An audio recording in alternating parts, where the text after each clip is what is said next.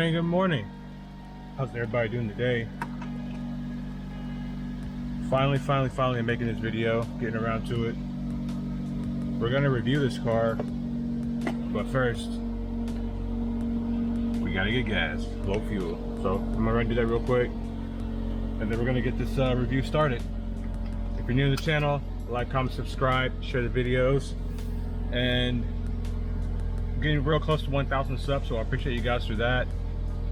If you guys want me to start making merch or anything like that, comment down below. And yeah, we'll get into this video. What's going on, guys? Welcome back to another video. I'm super excited to do this video. We're finally getting a review done on the GLA 45 AMG. We're out here in beautiful San Diego. The weather's perfect. Partly cloudy, about 72 to 73 degrees outside right now in the morning, and I'm just happy to be able to finally give you a review on this car. So let's go ahead and get started. But before we get started, I want to say we're so close to 1,000 subscribers, and I want to make it to 1,000. So let's do that. If you're new, like, comment, subscribe. If you've been here for a while, share the videos, tell your people to subscribe. Look, before I get too long-winded, before I start going off on tangents here, there, and everywhere in between, I just want to say this. The purpose of this channel is not so much about the cars. The purpose of this channel is to show people, like, look, you have one life to live, and you might as well live it as free and as open as you possibly can. So I'm just showing people from my perspective how to live free, how to do what you want, and how to get what you want in life. So if you like that, subscribe. Take what you can from me, you know what I'm saying? Take anything you can and leave what doesn't work, you know what I'm saying? So like, comment, subscribe. Let's get this review started. All right, we're pulling up on the GLA 45 right now. So the reason I got this car, right? I think I went over this in my last video, but if you or not in my last video, but a previous video. But if you haven't seen that, I'm gonna go over it right now. You can see my shadow. I'm doing all the hand motions because, like, if I'm not doing this, I'm not doing any hand motions, you guys don't watch it, all right? So the reason I got this car. So full disclaimer, I wanted an Audi RS3, but in short, it was gonna be too expensive. It was going to be, the payments were going to be around, I would say, between $845 and $915 a month, and that was like, no, too expensive, right? So we got this instead, and I gotta say this is a good choice, and also because I want to get a car that nobody has on YouTube, that no one's making content with, something that I can add value to the YouTube market, you know what I'm saying? Because we all know the car market or the car content on YouTube is kind of already oversaturated with everybody having the same kind of car. So I decided to get something different. It's not a car that someone has. It's not a car that you're going to see people building on and doing a whole bunch of stuff to. So today we're not going to really get into like what I'm going to do to the car, because I'm going to do it and then I'm going to show you. But I do want to review this car because I did drive it from Mississippi, where I was in school at, here to San Diego. And I gotta say, this is a good road trip car, right? Maybe not so much with the seats, but we'll get into that. So let's talk about what's under the hood. Under the hood, we got a 371 horsepower 4-liter, which is like the fastest in the world. I think it puts around like 350, something like that, to all 4 wheels. You know, you're gonna lose a lot of power with the all-wheel drive system, you know what I'm saying? You're gonna have like that power loss, especially going back to the rear wheels. It can send up to 50% of the power to the rear wheels to give it good launches. I haven't launched this car yet, and the reason I haven't is because, like, I've been reading online and these tires suck. They're just gonna spin. And like, yeah, like I said, I do want to get wheels, so that's gonna be a thing that I do later on. But overall, the looks of this car is great. Before I looked at this, I looked at a CLA 45 AMG, and I didn't like the way that car looked, right? I don't know, like, who in the automotive industry is saying what Americans like or don't like, but I think Americans like hatchbacks. I think we like car hatchbacks. So who's ever saying that we don't like hatchbacks, they're fucking lying. And they need to, like, let actual car people do these surveys or give us these surveys. That way we can actually get the shit that we actually want here, you know what I'm saying? This car, if it was branded as an actual hot hatch, not an SUV, I think more people would buy it. I think if it was lowered like it should be, like the A45 AMG, this is just the A45 on stilts. It's just they just took the A45 and said, hey, we'll just lift it up and call it an SUV and they'll buy it. And that's exactly what happened. So if this car is somewhat low, but it's not low enough to call it like a car, but it's kind of like in between, and you see that, and you really notice and feel that behind the driver's seat, which we will be getting into the driver's seat later on, and I will show you guys what it's like to drive this car. All right, so I'm gonna go over some of the things I don't like about this car first, because for whatever reason you guys like negativity, so we're gonna go over things I don't like about this car first. And the first thing I gotta say I don't like are the tires. Right, we just talked about tires a little bit, but we get down here, we have 235/40 ZR20 tires, right? And that's just simply not wide enough. Look at this like fender gap. You guys seeing that? Look at that. You know what I'm saying? Like, needs wider tires. Like, you really notice that, not so much on the sharper turns, but on the longer sweepers, the car will understeer on you. Especially like on the freeway, like the car will understeer on you. And it's not fun. So I don't like the tires. It needs wider tires. The second thing I don't like is, if you look in here, if you can see, these exhaust tips are not real. This is just like some shit added into the bumper, and there's just open pipes back there. I mean, it sounds all right. You guys heard the cold start. It sounds all right, but especially with this car cost brand new, they should finish this out. And we got, you know, fake vents over here. I don't like that. More fakery down here. I don't like that. So we're gonna get into the next thing I like about this car, and that is the chrome. Right now, I think this car has the black optics package, which gives a lot of black trim, but they didn't black out like the doors, like right here. You see that they didn't black this stuff out, and they didn't black this out. So if they would have like blacked all this stuff out, it would have made the car look a whole lot better. You know what I mean? You guys tell me what you think about this car. But overall, I think the car looks good. It's a really good looking car, you know what I mean? And that's why I got it. I like it. You know, like all this stuff just needs to be blacked out. Like I said, black it out, black everything out, just finish it. Mine didn't come with the canards. I think this car with canards just looks kind of goofy. Especially like it being branded as an SUV, and then you just put canards on it. I mean, it would just look stupid. And it doesn't have like that AMG whatever shit they put. Like, there's a different model you can get, or the same model, but you can get like this AMG shit like all over the car, and it's just too much, right? I'm more of like a subtle. For me, subtlety is more, less is more, especially when it comes to cars. I think people overdo it a lot of times, like, but you know, it's their car, they can do what they want with it. I do like the spoiler they have on the back of this car. I don't know if it actually does anything or not, but it's a cool little touch. I do want to run it without the spoiler a few times, because the spoiler kind of gives away what it is, right? But I think if you took the spoiler off of this car, took this thing off, it would make it more of a sleeper, because you're not gonna know what it is until it takes off on you, you know what I mean? So, I mean, there's that.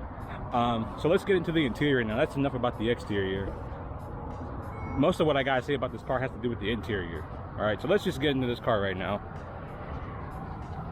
Oh man, this is a great place to spend some time, right? It's a really great place. So let's get into this right now. Let me turn the car on so I can move the steering wheel around. Now, we all love AMG steering wheels, right? But there's a couple of gripes that I have about the steering wheel. All right, the first of all, I'm gonna say this. I'm gonna roll the windows down because this is a little bit toasty up in here. First thing I'm gonna say is, if you're gonna do paddle shifters in the car, they should always be mounted on the columns. And the reason for that is because if you look right here, right, where the paddle is mounted to the wheel, and if I put my hand here, I don't know how well you guys can see that, but it doesn't allow you to get a good grip on the steering wheel. Like there's still like a lot of gap between my hand and the wheel, and I have larger hands. So when you want to have a good grip on the car, on the wheel, as I should say, you really can't. You really have this loose grip. So you wind up having to grip the wheel up here, which is, I guess, okay, but it just feels awkward. And I'm gonna compare this for a second to my GTR, because it's the only other car that I have. My GTR actually has a similar shaped steering wheel, but it doesn't have like all this stuff on it, so you can really get a good grip on the wheel right here.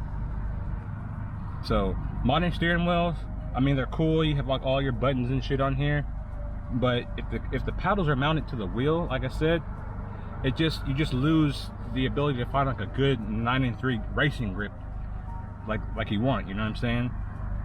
But the paddles themselves are good quality. They're aluminum. They feel real solid. They're not flimsy, but column mounted wheels would be a lot better. So let's just stay here with the steering wheel for a second, right? The next thing is these buttons right here only control this, right? So if you're wanting to change the song, you want to, you know, press forward and all that stuff, you have to take your hand off the wheel and you have to come down here and you have to do it here. This car does have Apple CarPlay and Android Auto, and you also can't control your Apple CarPlay and Android Auto with this. You have to use this right here. You have to use this to control your Apple CarPlay and Android Auto. This controls the infotainment system, as you see me messing with here, right? So there's that. And getting back to the wheel, so in these screens there is a lot of information, and there's a lot of things that you don't need here. Like this car is turbocharged, so under this AMG screen, let me get back to it. So you have the AMG screen, which gives you like your temperatures and all that stuff, but it doesn't really give you boost pressure. And this being a turbocharged car, there's nowhere to read boost pressure from the factory.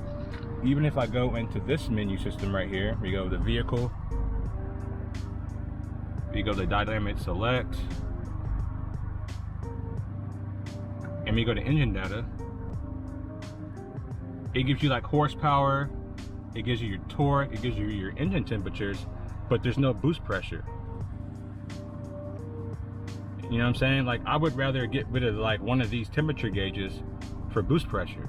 You know what I'm saying? Like, so that's another little gripe that I have about this car.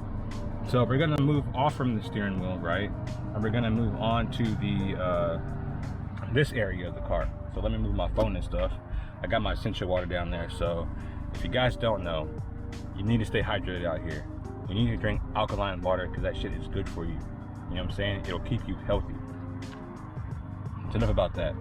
So if you look here, we have 1, 2, 3, 4, 5 knobs, right? And I feel like that's just too many knobs. I remember when I first got the car, I was getting these 2 knobs mixed up a lot, but after a while you do get used to it.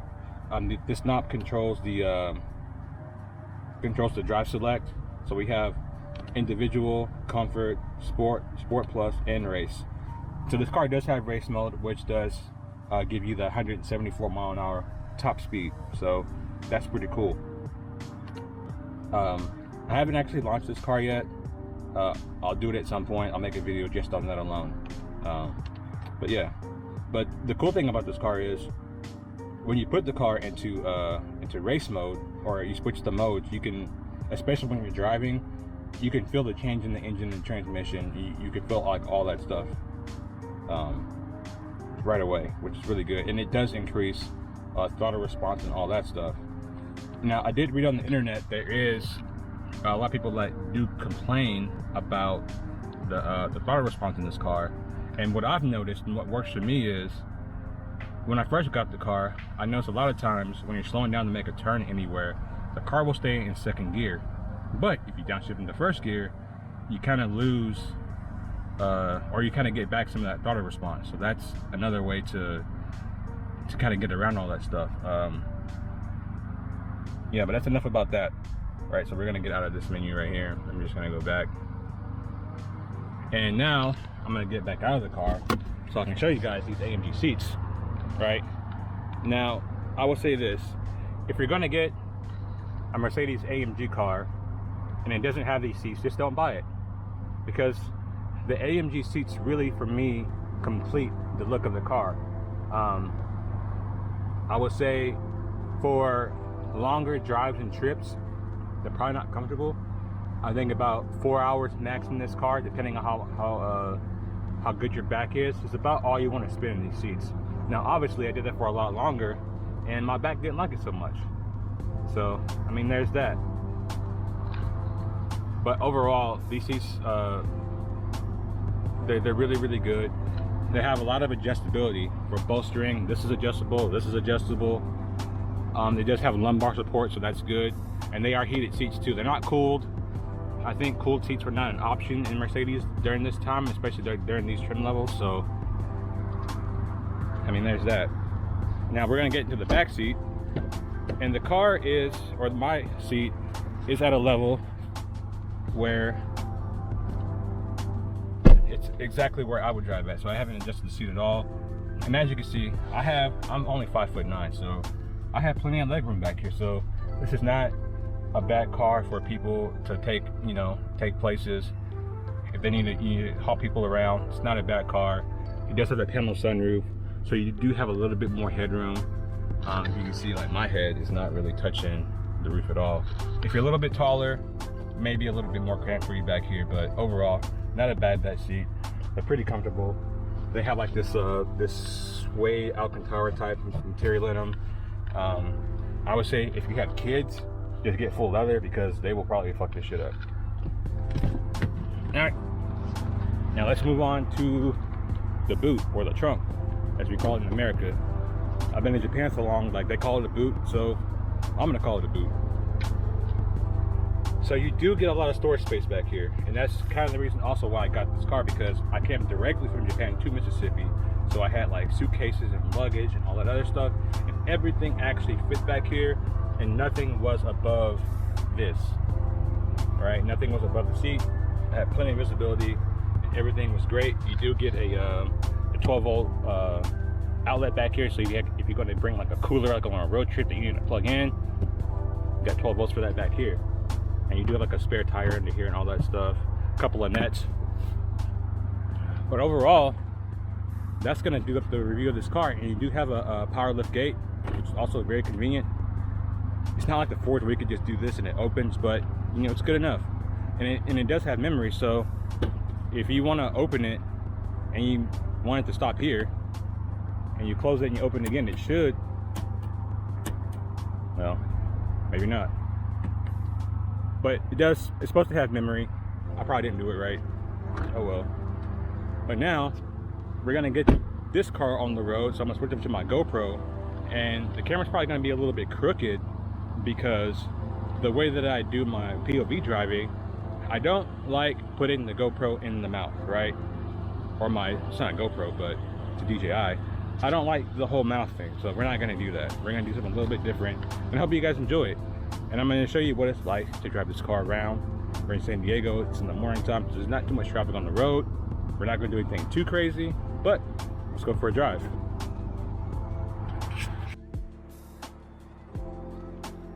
All right, guys, now we are in the GLA. We got the POV cam on. I guess we can go back to dynamic select with the engine data. We are in sport mode. We're gonna activate the exhaust, and we're gonna put the adaptive suspension on, and we're gonna put the car in drive. Let's get out of this parking lot.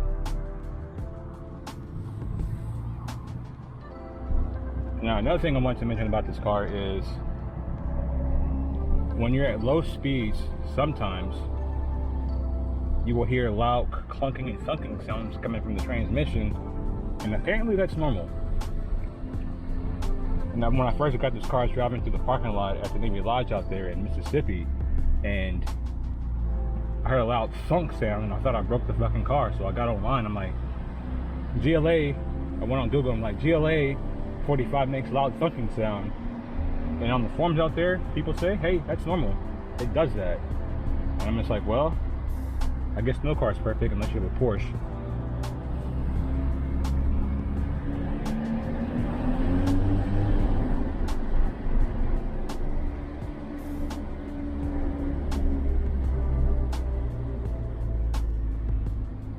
Now, another thing I do really enjoy about this car is it not being so low, because with it not being so low,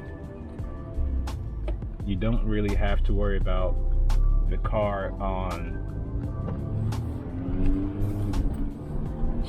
scraping on shit. And also because like the roads out here in San Diego are so shit. I mean, just California roads in general are just shit. Like there's always some shit in the freeway, like always. So you don't really run into those issues of like having to worry about bottoming out on something or having to scrape just driving down the freeway.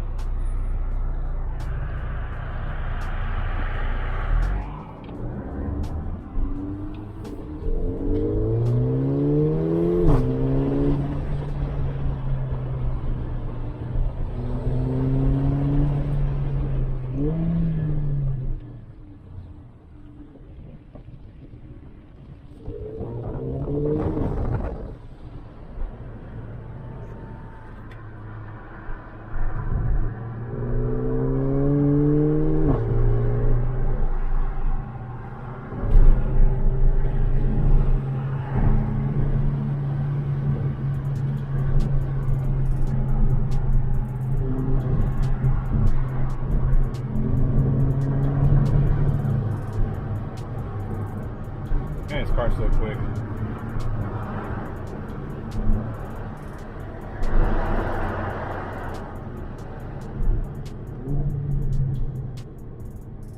Now I could drive in Sport Plus or race mode, but I mean on the freeway and there's like city driving, like there's really no reason to do that unless you're just trying to be like, I guess, a complete show off, but which I'm not really trying to do.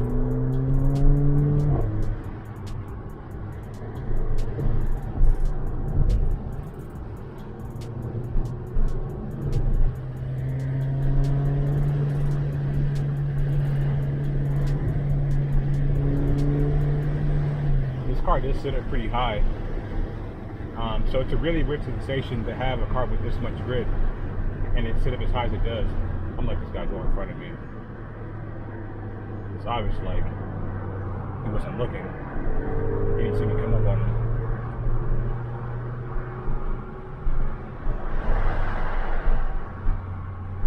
It's really weird to see it because it's not clapped out.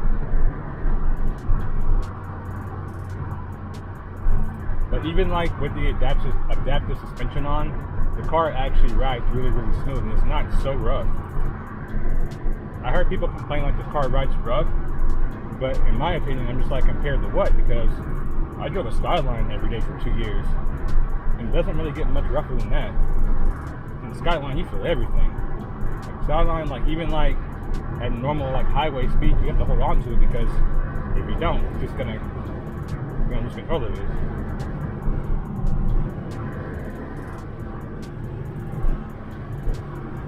At least if he's not clapped out with a big ass drastic amount of wind for no reason. Why do you get sick of seeing that?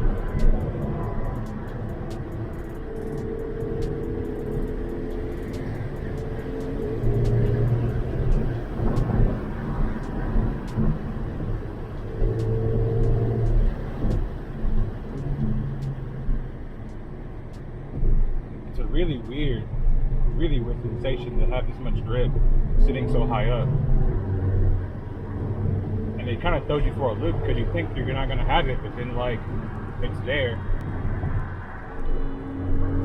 And I think these tires really only have grip in certain places, which makes the experience a little bit weird to me. But like I said earlier in the video, like eventually I will get new tires and wheels.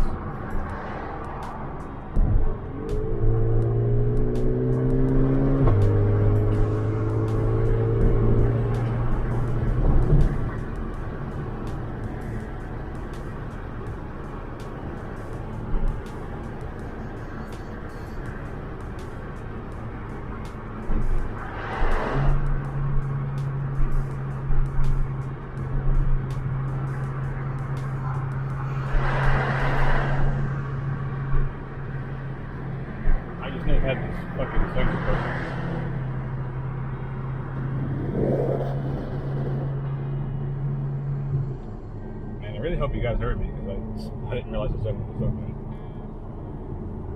Because in San Diego, you don't really need, especially like in the morning time, you don't really need AC.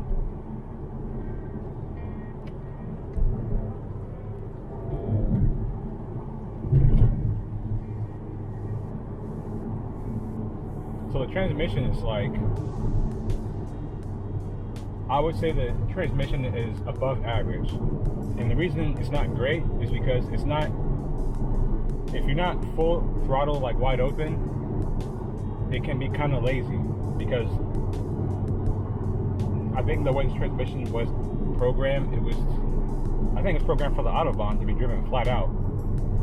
And when you're like in between, just cruising, it can be a little bit lazy sometimes. Like, sometimes it won't give you shifts. I would say 80% of the time it won't give you an upshift, and 20% of the time it won't give you an upshift, and 5% of the time it won't give you a downshift. I've never driven a Porsche PDK, but I heard those are like the best dual clutch transmission that you can get in a car, because they always just work. But not everybody can afford a Porsche, man. You know what I mean? So we gotta deal with what we got. But overall, it's not bad. It's above average. It's better than a lot of other transmissions out there. But when it does downshift and it gives you the gear, it does really, really well.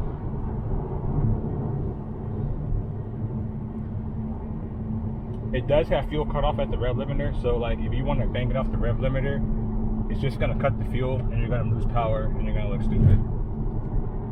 So you really have to time your shifts to not hit that rev limiter, because you will lose power. You can get a Rintec Tune, which will, there's other ones too, but Rintec I think is the most popular one, which you can bump the power up to 421 horsepower just from a tune, which is crazy. It's insane. That's something I'll probably do, but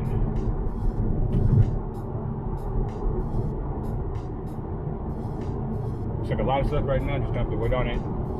I mean, you guys won't really be watching my videos like that anyway, so maybe you guys watch more videos, I'll do it. I mean, I'll do it regardless, but I know he's there.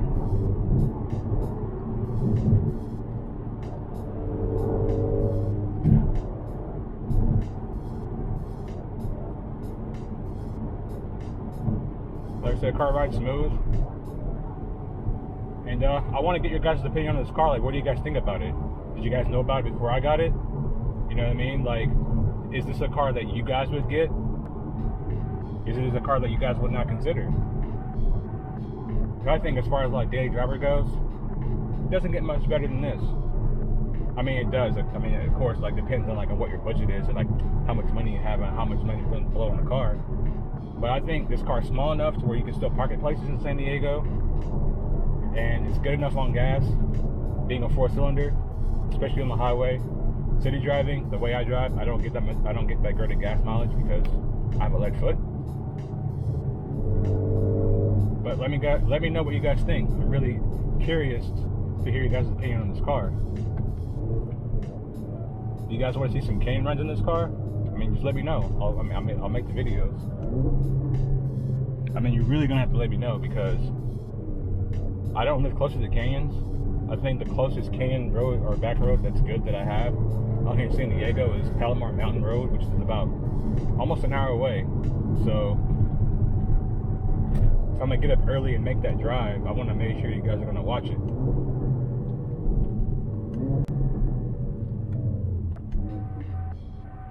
But that's gonna bring this video to an end. If you guys like the video, hit that like button for me. Share the video. Help me get to 1,000 subscribers. Let me know if you guys want merch. I want to get back to my subscribers for watching this video, so let me know what I can do for you guys. It's an exchange. Alright? So, until next time, I'll catch you in the next video.